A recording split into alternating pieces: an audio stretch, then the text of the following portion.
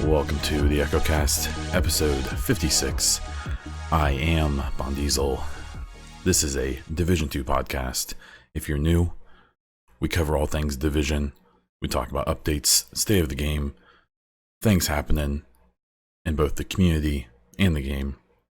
And then I plug some of my own stuff, so I try to keep that at the end. And so there we go. Today, I'm going to call this episode Pretend Enemies, and you'll figure out why shortly. But today we are going to cover State of the Game Summary, Division 2 news from the week, talking a little bit about a podcast with Alex Irvine and Petter. Alex is the novel writer of New York Collapse, which was a book for the first game, and now Broken Dawn, which is a book for the second game.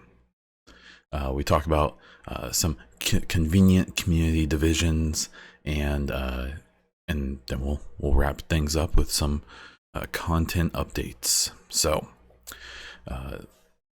last thing, if you'd like to support the podcast, you can do so via the Anchor link below, anchor.fm/theechocast/support, or via Twitch, where I try to stream at least a few times per week as Bon Diesel. Okay, so straight into the State of the Game recap.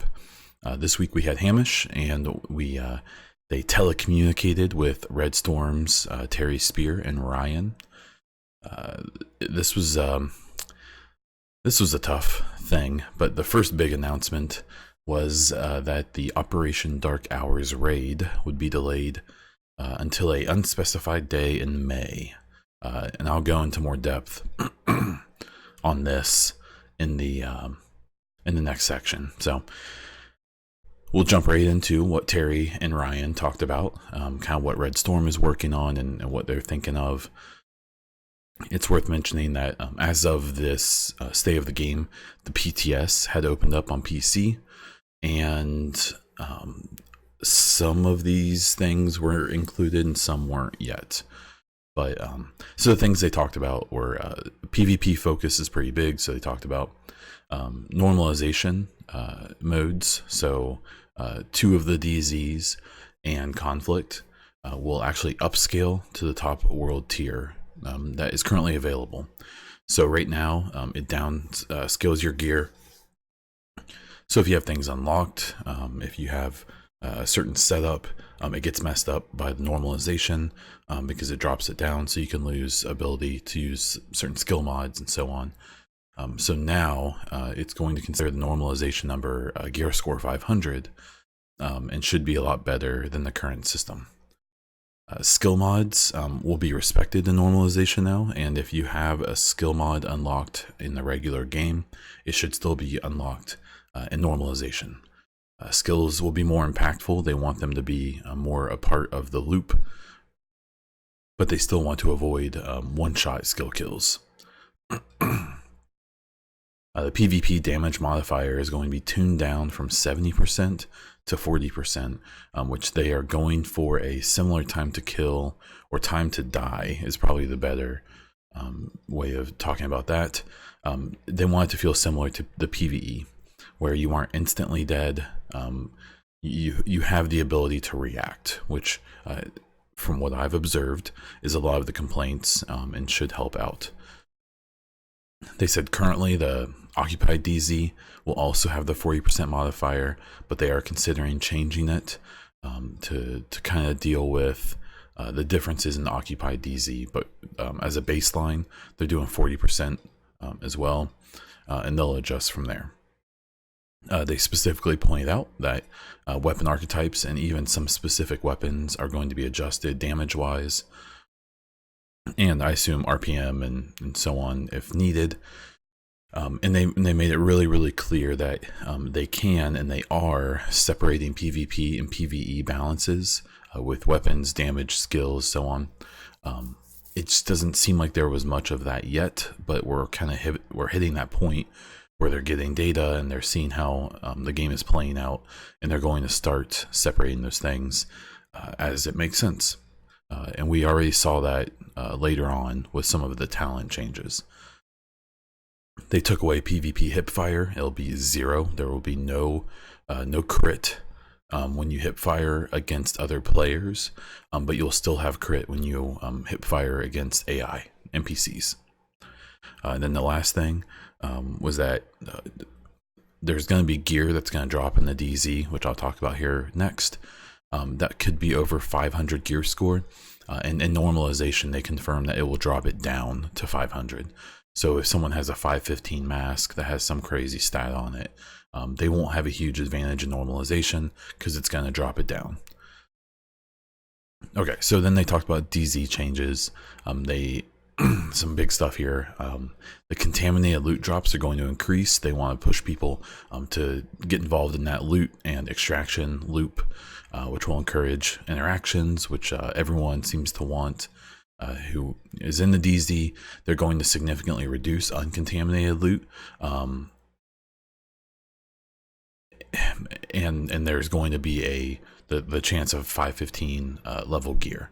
So I guess the issue right now, and I've noticed it in a fairly small amount of time I've spent in the DZ, is that I want to say most of the loot that you get in the DZ is uncontaminated. Therefore, you literally just go straight into your inventory. And it seems like I get why they did that, but it seems like it's kind of killing the loop of the whole idea of the DZ. So they clarified that the rogue prevention timer would be gone. So if you're a rogue and then you die with a group and you try to head back to your group, you actually can't go rogue again for a certain amount of time. Currently, that's going away. But the toggle cooldown will still exist to try to prevent people from just kind of cheesing or being jerks by pretending to go rogue and then not doing it at the last second. So with the changes with the contaminated loot, they are going to change the bag limit on contaminated loot. It's currently 6 at default, which will stay the same, but the maximum with the tier 10 perk will give you 10 spots. Which should help out, and I assume is to encourage people to spend a little more time in there looting. One of the big changes is that they're going to change the brackets in the DZ. I don't think they clarified how it currently works, but they're basically dropping it down to 2 different brackets.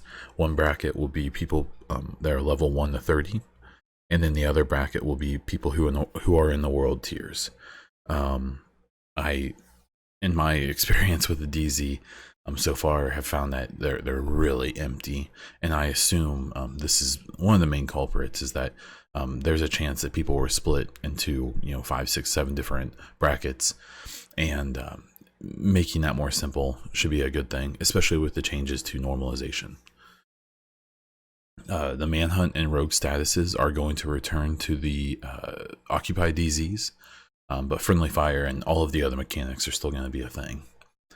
The occupied DZ NPC enemy patrols are going to be reduced, I think with kind of a focus with them being at landmarks to allow more uninterrupted PvP. I have spent a little bit of time in there, and yeah, the NPCs are the Black Tusk NPCs in the occupied DZ are pretty damn strong. So I think people were getting their fun little PvP mix-ups interrupted by the always present and ever loving Black Tusk. So it seems like they're wanting to get rid of that.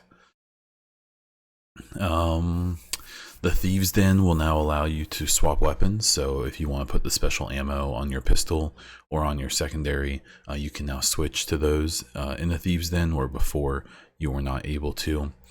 Terry teased, quote unquote, big changes and updates in the DZ, but didn't clarify quite yet. But they did very, very clearly deny that there's any plans to add players to the DZ servers. It's 12. My guess is that is such a hardwired number for them and so deep that even if they wanted to change it, it would probably take a very long time to do that. I could be wrong. I don't know anything. Purely speculation. But I'd be pretty confident. Changes to conflict. They're gonna the armor bars on characters will accurately reflect their true armor amounts. They had it limited before. You still had the different amounts of armor, but they wanted everyone's armor to look the same.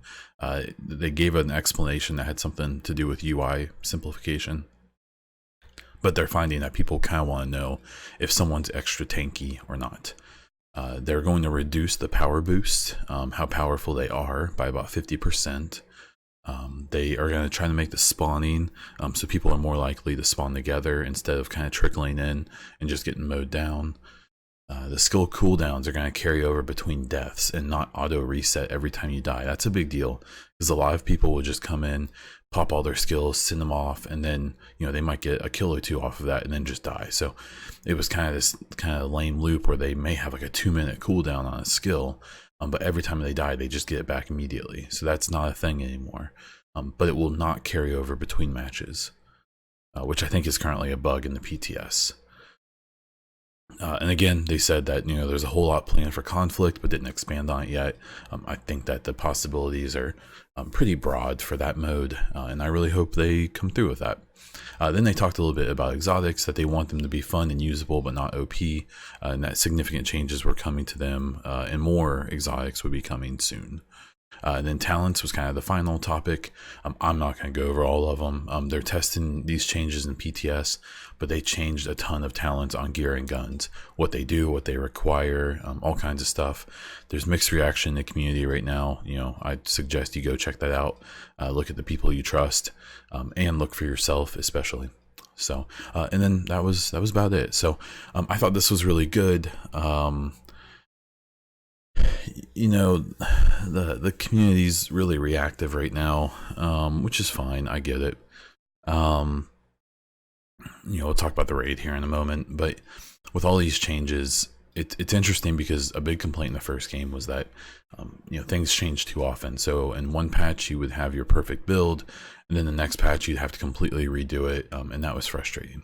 And that's true. I get it. I've been there. There were when the game first came out, I guess with the Underground DLC, the way that Banshee was before they changed it is my favorite set. It looked cool. It was very balanced. It was very powerful in the DZ and outside of it. It was my favorite build in Division 1. And then they changed it. What I did do was adjusted to the changes and made new builds and enjoyed the looter shooter aspect of this game. What I didn't do was flail on the ground and become so uncontrollably upset that they changed my favorite thing, that that's all I could focus on. Now, if I was a different type of person who didn't want to re-farm and do all that, I would have probably just quit playing the game. I don't think that's their goal, but I also don't think that they are necessarily catering to the people who don't want to play the game after they found something they like, or don't want to play differently. And so I honestly believe I can empathize with people who get upset with all these changes, but especially this early in the game. I mean, the first year of this game, I kind of think people need to expect significant changes monthly, so maybe even more often than that. And once they kind of find a groove and find a decent balance, a decent neutral, I'm sure things will kind of even out. But I think people need to realize that the first 6 months, year of this game are going to have a lot of changes and balancing and changes to things that they may like. The problem is that, like, one example is the chem launcher heal, the repair chem launcher, is really stupid. I use it. I've been using it basically since the 1 to 30. And people are mad because right now there's a PTS change that they're testing where the chem launcher armor repair doesn't stack. So if you drop 2 of them on yourself, you only get the healing from one until it's gone, and then you can get healing from another. It's one of those things where people don't like it because it's convenient and it's easy. Now there's a good argument to be made that the other healing skills are bad, so this is the only one worth using, which is not unfair, but I think the other healing skills aren't very good, and I think the Kim launcher's OP. I found it interesting that there were people who said things like, what's the point of, and this isn't a rip because I really like this person, but they said, what's the point of having 8 charges if they don't stack? And one thing I've noticed is that every time I matchmake with people in missions and stuff, everyone's running the Kim launcher. But I think I've been healed by other people with a Kim launcher maybe 3 times. Everyone just uses it on themselves. So if you have 8 charges, that's a great opportunity to help out your teammates. The way that skill is supposed to work. And it's incredible as a support skill. You have so many. When you have 8 charges, you can keep your friends healed for days. If you're gonna only use it on yourself, then I suggest not doing the mods to add charges and to instead add maybe radius and duration. But what do I know? So I'm just seeing kind of things that we've always seen before. In my job and in my previous jobs, I have dealt with people with change. Good Lord, I worked at Verizon Wireless for a corporate store during the time that they were introducing Android phones and smartphones that weren't Blackberries, basically. Blackberries were pretty easy, it seems like, for a lot of people to understand from like a flip phone because they weren't that much more complicated. But introducing touch screens and different UIs and stuff, people don't like change, and I've learned that at every level and every experience in my life. And being involved in this community, in this game, has only reinforced that. So I'm not saying all the changes are good. I'm not saying that I'm defending every single change they're making or that they're going to make or that they've made. But I do think that people have to realize that this is their game. They're going to change it as they wish. If you can provide some constructive, reasonable, logical feedback, you might be able to impact that.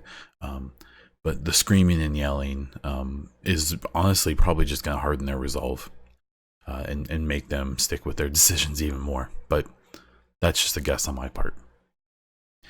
So there's state of the game.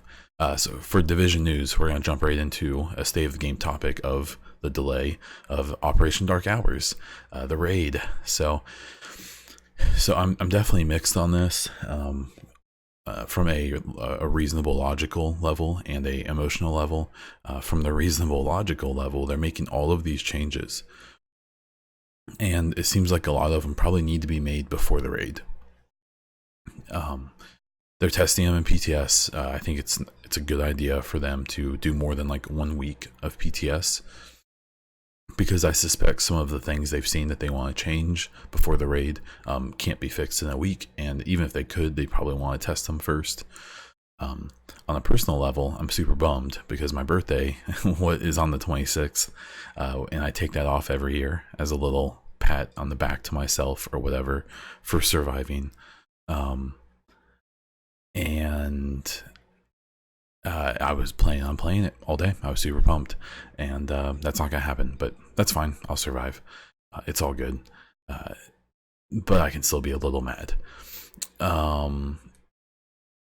I think it's important that they do get this thing figured out, because I've said it before, but as much as people like the DZ and all that stuff, that's just kind of casually competitive. There's no real goal or point to it.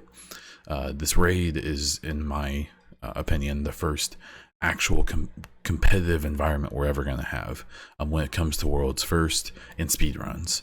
I think that, like it or not, I don't really care about those things, but I think that from a simple outlook on it, it's the first time we're ever going to have a situation where there's truly going to be I'm the best, we are the best, we beat all of you in this particular task. And I think they need to have it right, and they should have it right, and I'm sure they're going to hype it up a lot when the raid is going to come to kind of check everything out. So it's a bummer. The raid is delayed. We don't have a date. I suspect the date isn't set in stone. I suspect they're going to decide whether or not they need 2 or 3 rounds of the PTS to balance things out. And heaven forbid, I talked about it, I think last week or the week before. I really hope they don't forget console players in this balancing. They're going to, if you want my honest opinion. I think they're going to make changes that are going to be negative on console players because they're just going to have to take data from this PTS and just assume how it's going to work out on console. But I hope to be proven wrong. The other bit of Division news this week was Hamish, Petter, did a really cool podcast on the official Division podcast account. I listen on SoundCloud. I think there are a few other places as well. Petter did an interview with Alex Irvine, who wrote both of the books for the Division, The New York Collapse and now Broken Dawn.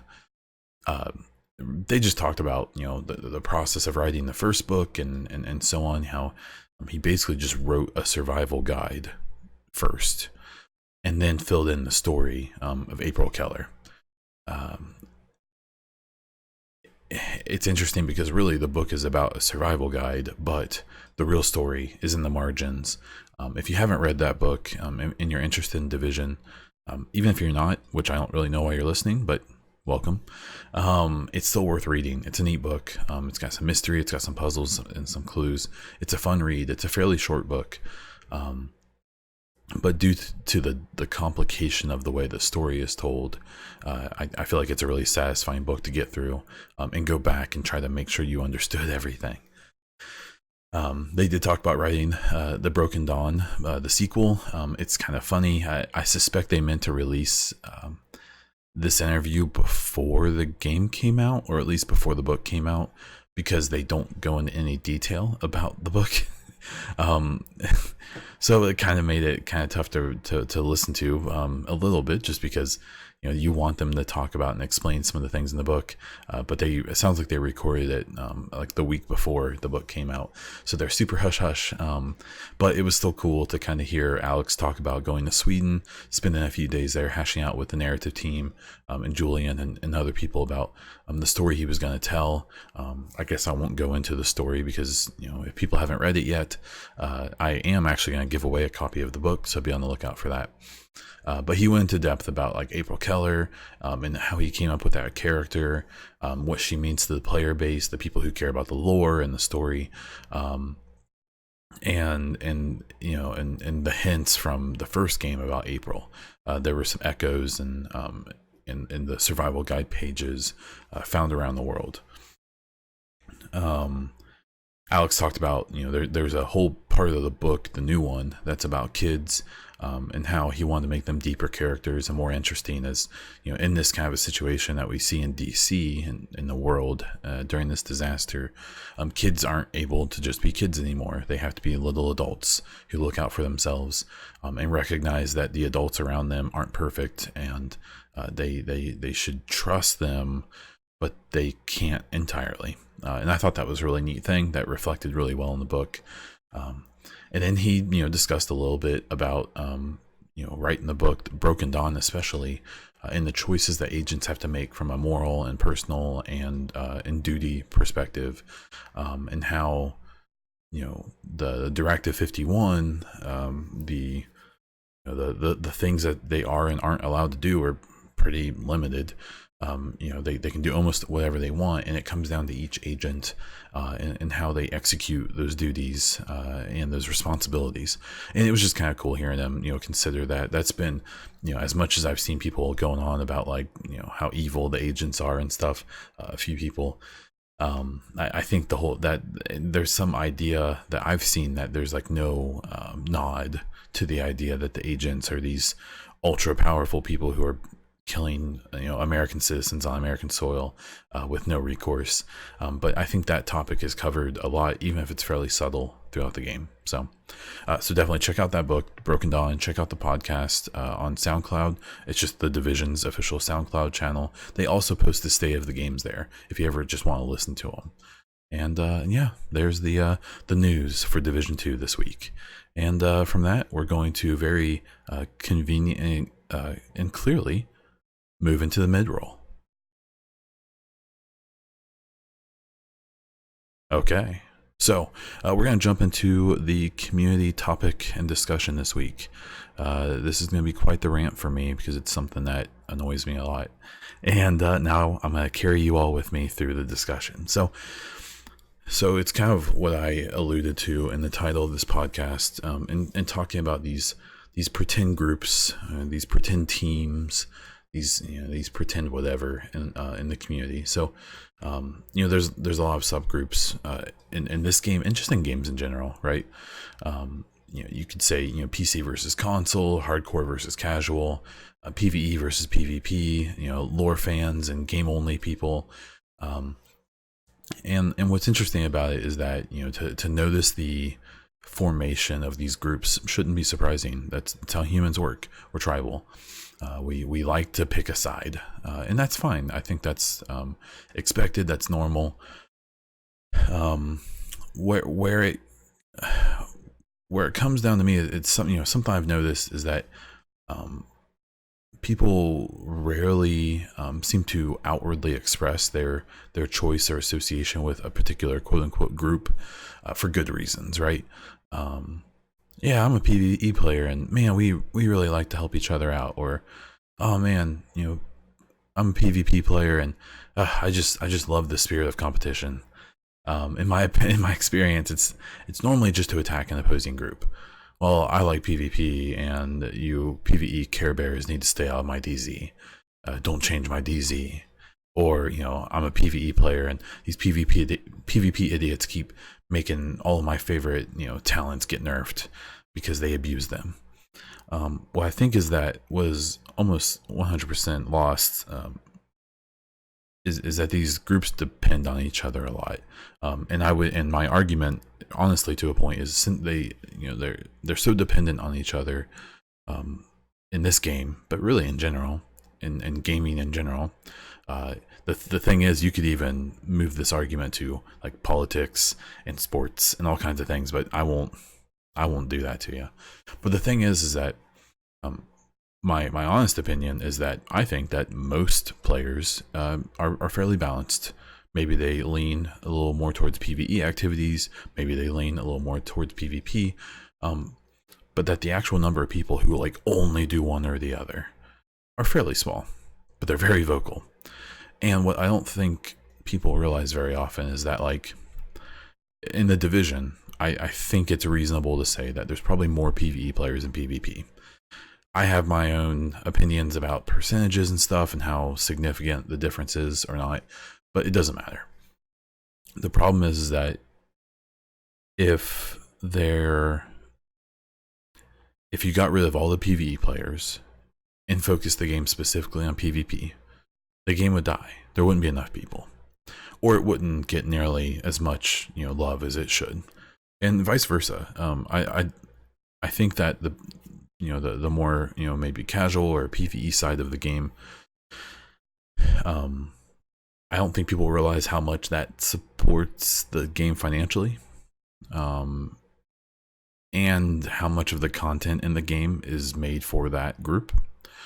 I also think that people don't understand quite enough, or don't acknowledge enough how much PvP is kind of like a marketing and PR thing for the game. So streamers, YouTube video makers, so on and so forth, that stuff is important. The visible side of the community, even if it's not as big, it's still important to get eyes on it. I don't think Shroud is going to play much Division 2 anymore, at least not unless he's sponsored. But getting someone like him in, if they do a big conflict update or something, and getting him to play it is a good thing to get eyes on the game. Even some of the larger Division creators doing that type of thing is important. And I think that there's this weird thing where I encourage people to kind of see the significance of both sides of the game. I also encourage people to maybe not worry so much about what side you take, and to maybe just hear people out.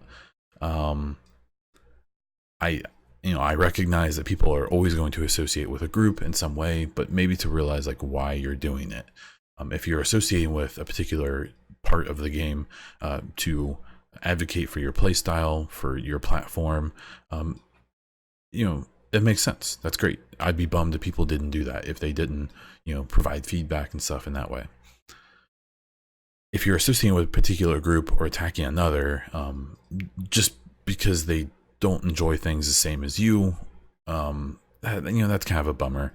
And I honestly think that people deserve to be ridiculed and called out for it. I've made my attempts to do this in the past. I'm sure I'll continue to. But really, and who this also applies to are the type of people who, are really only seem like they're around the troll on other people and never really have any actual conversation. The people who go straight to calling names or being passive aggressive or sarcastic.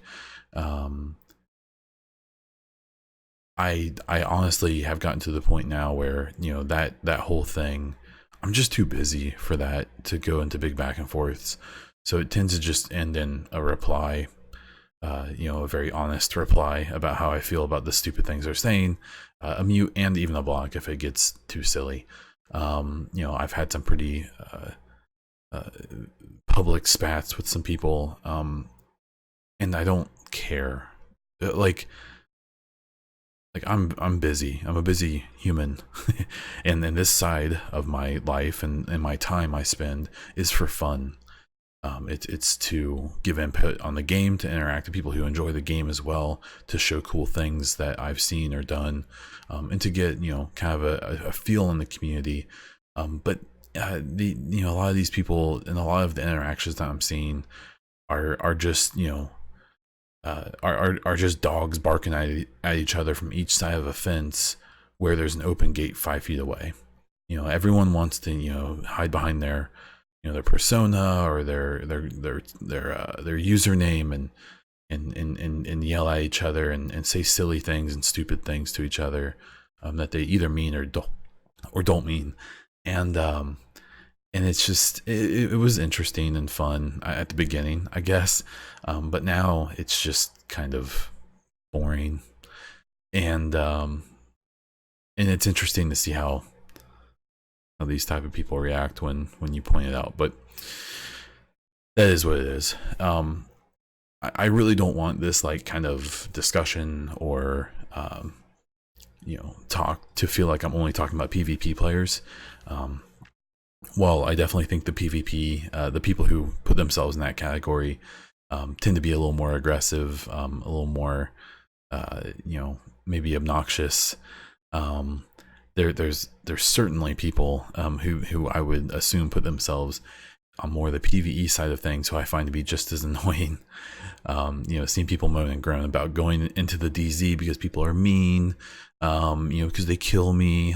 Well, it's part of the game, man. I really think that, one thing that's really annoyed me is I recognize that the DZ, especially right now before they change this uncontaminated loot stuff, is hilarious. It's a great farming area. If you go in there and accept the fact that you may die, you may lose some loot, but who cares? You're gonna die in PvE too. I don't get, if even as someone who probably leans towards PvE, it's always really been weird to me how many people seem like completely, it's just unacceptable that they die to another player. Though you could say that about some PvP players too, but I've played mostly PvP games my whole life, as far back as I can remember. So maybe it's just even though it's not my favorite thing on earth to do, it's something I enjoy and I'm used to. And for me, right now, I could jump into Apex or play some Call of Duty or play some PUBG or jump into something, even some Battlefield, and really enjoy it. It's just the DZ right now isn't very fun in my opinion. I think a lot of the things they're doing to try to fix it are going to help. I'm not the most skilled person on earth, PvP wise, and my gear is garbage. I have not a single good PvP build. I've got myself a nice PvE build now that now I want to expand into a PvP one, but I'm not gonna go on 1v4 people. I'm not dumb. I get it. I know myself well. But yeah, I just want to make it really clear that I don't have this hate for PvP people. In fact, if anything, I hate everyone equally. So and I definitely get annoyed by people on both sides. There's a lot of people who give a lot of input on the game who I I kind of don't really know the game that well or whatever. And that's their right. They can do what they want to do. I'm not saying I know it the best. I'm a very casual observer as well, but I try to be relatively self-aware when it comes to that. But I don't know. Maybe I'm not. Maybe I'm a hypocrite. It's just at the end of the day, I really encourage people to not see themselves on one side or another, and to, if you do, even just try to understand people with different play styles and opinions than you. Maybe not be immediately dismissive and call people stupid. To maybe say, hey, why do you feel that way? Or I get that you feel that way. I don't agree, but that's fair. I get what you're saying. I really think that if you're a Division 2 fan, you are a fan of the whole game, whether you like it or not. You kind of need to be. You're associated with everyone. At the end of the day, we are all one player base, as much as people want to try to split us up. And I think that the goal for everyone should be that everyone who plays has fun. It's not going to happen, but it's the wish I have. And I'll end my rant there. So with content updates, we'll get this thing wrapped up. My streams have been pretty inconsistent. In fact, I should be streaming right now as I'm recording this, but I'm not. Just busy getting stuff figured out here. We're working on the nursery for the baby, and I'm just kind of honestly having fun playing some games right now. I've been playing Anno 1800, and it is so fun. If you're a the old I want to say it was called like Settlers or Crusaders, or these kind of like economic focused games where you're exploring and building communities and towns, but you are doing military stuff as well. It's so fun. It's so cool, man. These games are great. This Anno 1800, if you're a PC, if you play on PC and you enjoy like real-time strategy games, this one's really deep. I think it's very hard. I highly suggest checking it out for sure. And I've been playing some Division 2 on my own, and just there's this weird moment right now where I'm kind of just enjoying the game as a player. I'm really proud of all the people who are grinding out streams and doing videos and all that stuff. I'm obviously trying to keep up with the things I enjoy doing, but I'm also kind of just trying to enjoy things. With the baby coming, I only have a few months left of this this ability to just do whatever I want whenever I feel like it, and I'm really just trying to enjoy that. So if you like podcasts, please follow on whatever platform you are using. If you're on iTunes, please rate the podcast and leave a review. It helps me out a ton. If you check out the podcast on YouTube and you want to see more, please sub the channel, like the video, and comment below with any of your thoughts on anything I said. I am on Twitch, where I stream multiple times a week, and I'm on Twitter as Bondiesel, where you can see my rantings and ravings. And that's all I have. So, until next time.